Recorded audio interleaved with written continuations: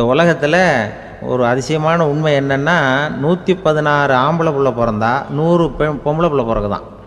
உலக அளவில் 116 ஆம்பளை புள்ள பிறந்தா 100 பொம்பளை புள்ள பிறகுது. இது எதுக்கு 16 அதிகமாக பிறகுதுன்னா, அப்படி அந்த அனுசரிப்புங்கிறது குடும்பத்தில் ரொம்ப அவசியம்.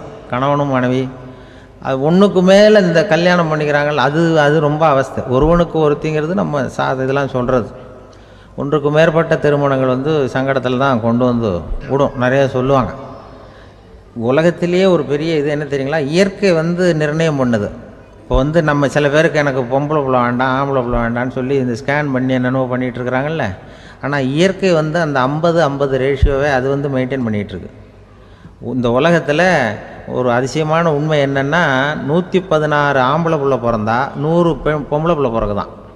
உலக அளவில் 116 ஆம்பளை புள்ள பிறந்தா 100 பொம்பளை புள்ள பிறகுது. இது எதுக்கு 16 அதிகமாக பிறகுதுன்னா, அந்த வாலிப வயசை அடையிறதுக்குள்ளே 16 செத்து போகுது. 16 அங்கங்கே ஓடுறது கொஞ்சம் முரட்டுத்தனமாக போகிறதுனால செத்து போகுது. அந்த 50-50 இந்த ஒருத்தருக்கு ஒருத்தங்கிற ரேஷியோவை இயற்கை மெயின்டைன் பண்ணிகிட்டு இருக்கு. அது ஒரு பெரிய அதிசயம். அதை விட பெரிய அதிசயம் என்னென்னா, இந்த உலக யுத்தம் நடந்ததில்ல, முதல் உலக யுத்தம், ரெண்டாவது யுத்தம், அப்போ பார்த்துருக்குறாங்க, கணக்கு எடுத்துருக்குறாங்க.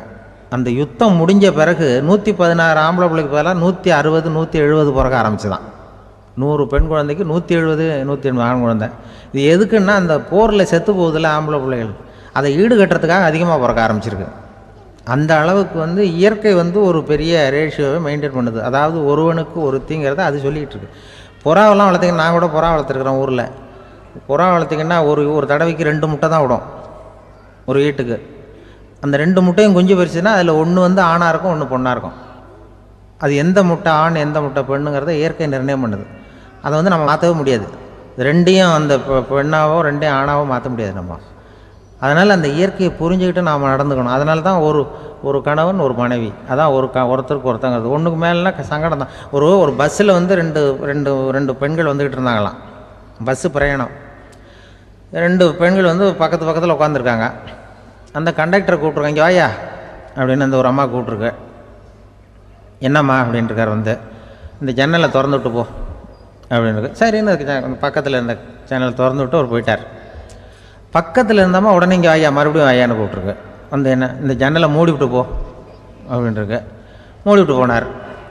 மறுபடியும் அந்த முன்னாடி கூப்பிட்டது வாமா வாயா வாயான்னு மறுபடியும் கண்டக்டரை கூப்பிட்டு, என்ன இந்த பார், இந்த ஜன்னலை நீ மூடி வச்சின்னா நான் மூச்சு திணறி செத்து போடுவேன். அப்புறம் உடனே பக்கத்தில் இருந்தம்மா தபாரியா அந்த அம்மா பேச்சை கேட்டுட்டு நீ திறந்து வச்சின்னா நான் குளிர் தாங்காமல் செத்து போடுவேன் அப்படின்ட்டு அவர் தலையை பிச்சுக்கிறார் கண்டக்டர். என்னடா பெரிய ரொம்ப போச்சேன்னு, கொஞ்சம் தூரம் பிரயாணம், இதில் கூட அட்ஜஸ்ட் பண்ணி போகக்கூடாதா அப்படின்னு. அப்போ அந்த பஸ்ஸில் பின்னாடி ஒருத்தன் கடைசி சீட்டில் வெயில் தாங்காமல் சட்டையெல்லாம் கட்டி போட்டுட்டு ஒரு கிராமத்து ஆள் பீடி குடிச்சிட்டு வரான். அவர் கூப்பிட்ருக்கான் அந்த ஆள், அந்த கண்டக்டர் இங்கே வாயா அங்கே என்ன தகராறு அப்படின்னு. அந்த எதிர்த்து வீட்டுக்காரன் வந்தானே முன்னாடி பஞ்சாயத்துக்கு, அது மாதிரி கண்டக்டர் இங்கே வாயா, அவன் ஏன் நீ என்ன சொல்ல போகிற அப்படின்ட்டு வந்திருக்கான். சட்டையெல்லாம் கட்டி போட்டு பீடி குடிக்கிறான். பீடி புகையை ஊதிவிட்டு அங்கே என்ன தகராறு அப்படின்னு கேட்டிருக்கான். ஒன்றும் இல்லையா, அந்த அம்மா ஜன்னலை திறந்தா செத்து போவேங்கிறது, இந்த அம்மா ஜன்னலை மூடுனா செத்து போவேங்கிறது. நான் என்னையா பண்ணுறது ஒரு ஆள், இதுக்கு ஏன் கவலைப்படுறேன், நான் சொல்கிறத கேள், நான் தீர்த்து வைக்கிறேன் பிரச்சனையை அப்படின்னு சொல்லிவிட்டு பீடியை எடுத்துவிட்டு புகையை ஊதிவிட்டு சொன்னானா, கொஞ்ச நேரம் அந்த ஜன்னலை மூடி வை, அந்த அம்மா செத்து போவோம், அப்புறம் திறந்து வை, இந்த அம்மா செத்து போவோம், நாம் நிம்மதியாக போகலாம் அப்படின்னு சொல்லிட்டு பீடி குடிக்க ஆரம்பிச்சிட்டான். அவருக்கு கோவம் வந்துட்டுது கண்டக்டருக்கு. உனக்கு என்னையா நீ பாட்டுக்கு சொல்லிட்டு போடுவ, அந்த 2 அம்மாவும் செத்து போச்சுன்னா அவங்க வீட்டுக்காரனுக்கெல்லாம் யார் பதில் சொல்கிறது அப்படின்னா, கவலையே படாத, 2 பேருக்கும் நான் தான் வீட்டுக்காரன். அதனால தான் அந்த யோசனையை சொன்னேன் அவங்ககிட்ட. அப்புறம் இதுதான், இந்த ஒன்றுக்கு மேலே போச்சுன்னா அது இயற்கைக்கு விரோதம், இப்படிலாம் ஆகும். அதனால தான் அவன் அவ்வளவு ஒன்றுமே வேண்டான்ட்டு கடைசி பெஞ்சு இதில் போய் சீட்டில் உட்காந்துக்கிட்டான். அப்படி அது இயற்கையை புரிஞ்சுக்கிட்டு வாழணுங்கிறது முக்கியம்.